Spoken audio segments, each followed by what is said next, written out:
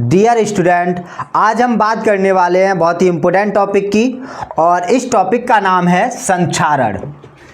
ये हमें अपने आसपास बहुत ही ज़्यादा देखने को मिलता है, साथ ही साथ में ये एग्जाम में भी बहुत ही ज़्यादा पूछे जाने वाला टॉपिक रहता है। संक्षारण होता क्या है? सबसे पहले हम इसकी डेफिनेशन की बात करेंगे, फिर हम इसे नॉर्मली समझाएंगे कि एक्चुअल में नॉर्मली हम इसे किस तरीके से फेस करते हैं। ठीक है, तो संक्षारण अपने आप में एक प्रोसीजर यानी एक प्रक्रिया होती है। जैसे खाना चबाना एक प्रक्रिया है, खाना का पचना एक प्रक्रिया है ना, सांस लेना एक प्रक्रिया है, वैसे ही करके संक्षारण भी एक प्रक्रिया है। हम लास्ट में बताएंगे बिल्कुल वीडियो के एंड में कि संक्षारण एक्चुअल में क्या प्रक्रिया होती है, नॉर्मली हम कैसे इसे रिलेट करते हैं या कैसे इसे हम फेस करते हैं अपने आसपास में। सबसे पहले हम डेफिनेशन की बात करेंगे। संक्षारण हम बोलते हैं जब किसी धातु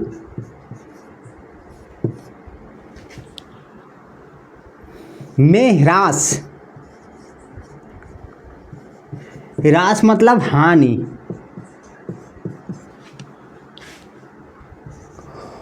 हो जाती है तो इसे ही हम संक्षारण कहते हैं।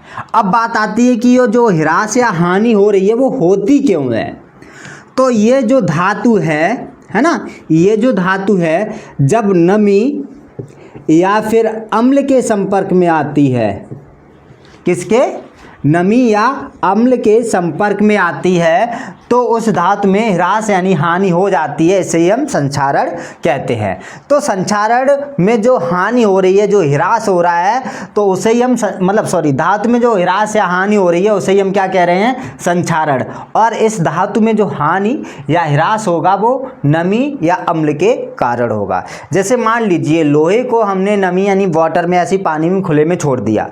अब खुले में छोड़ने पर क्या होगा? उसमें जंग लगना स्टार्ट हो जाएगा, होगा या नहीं होगा? आप अपने साथ में अपने आसपास में ये देखते ही होंगे कि लोहे की कोई चीज़ है अगर ऐसी खुला करके छोड़ देते हैं तो उसमें क्या होने लगती है? नमी लगने जंग आने लगती है नमी के कारण। जब नमी के कारण जंग आने लगती है तो वो उसमें हानि होने लगती है। आप देखेंगे कि लोहे की मान लो कोई इतनी मोटी कील है जितना मार्कर है ना, या कोई रॉड है इतनी मोटी, तो आप देखेंगे जंग लगने के बाद में उसे आप साफ करेंगे तो वो पतली हो जाएगी, थोड़ा उसका साइज कम हो जाएगा, यानी उसमें हानि हो जाती है। तो इसे ही हम क्या कहते हैं? संक्षारण। संक्षारण का मतलब क्या होता है? संक्षारण का मतलब होता है एक ऐसी प्रक्रिया जिसमें धातु पर क्या हो जाए? हानि हो जाए, यानी उसका ह्रास हो जाए। तो ये एक प्रोसीजर होता है, ये एक रिएक्शन होती है, केमिकल रिएक्शन होती है। इसमें होता क्या है? धातु जो होता है वो जल या अम्ल के साथ में रिएक्ट करता है और जिस कारण उस धातु में हानि हो जाती है और इसे ही हम क्या कहते हैं? संक्षारण कहते हैं। तो संक्षारण एक्चुअल में क्या है? संक्षारण एक्चुअल में एक प्रक्रिया है और ये प्रक्रिया हमें अपने आसपास बहुत ज़्यादा देखने को मिलती है। उन चीज़ों पर देखने को मिलती है जो मेटल होते हैं, जैसे कि लोहा हो गया, या फिर हमें कॉपर पे भी देखने को मिलती है, तांबा पर भी देखने को मिलती है, साथ ही साथ में हमें सोना या चांदी पर भी ये चीज़ देखने को मिलती है। जैसे चांदी की चीज़ें आपने देखी होंगी काली पड़ने लगती हैं, है ना।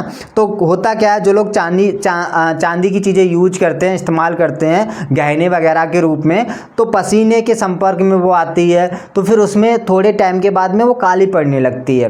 तो काली क्यों पड़ती है? क्योंकि उसमें क्या हो गया? संक्षारण हो गया है। संक्षारण क्यों हुआ? क्योंकि जो धातु था उसने नमी के संपर्क में आते ही क्या किया? रिएक्ट किया और उसमें हानि होने लगी।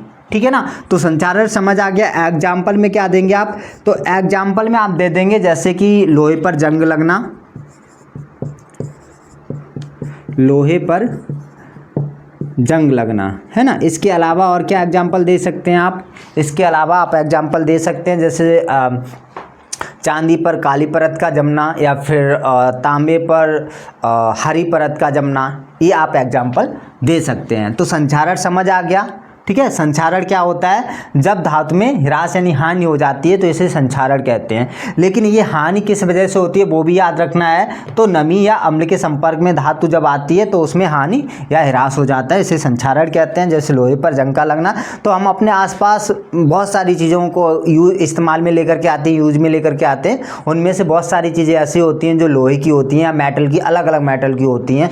तो उसमें से कुछ मेटल ऐसे होते हैं जो बहुत ज़्यादा रिएक्टिव होते हैं, जल्दी क्रिया कर जाते हैं। जैसे लोहा जो होता है बहुत ज़्यादा रिएक्टिव होता है, जल्दी क्रिया कर जाता है, जैसे वो जल के संपर्क में आता है तो उस पर जंग जल्दी लग जाती है। तो संक्षारण मेरा मानना ये है, समझ आ गया होगा। ठीक है, तो आज के लिए हम इतना ही रखते हैं। अगले टॉपिक में जो हम बात करेंगे संक्षारण के रोकथाम के क्या उपाय हो सकते हैं, तो उनकी बात करेंगे।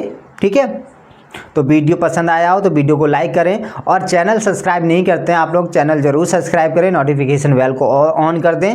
साथ ही साथ में आप किस टॉपिक पर वीडियो पाना चाहते हैं उसे कमेंट सेक्शन में जा कर के ज़रूर बताएं।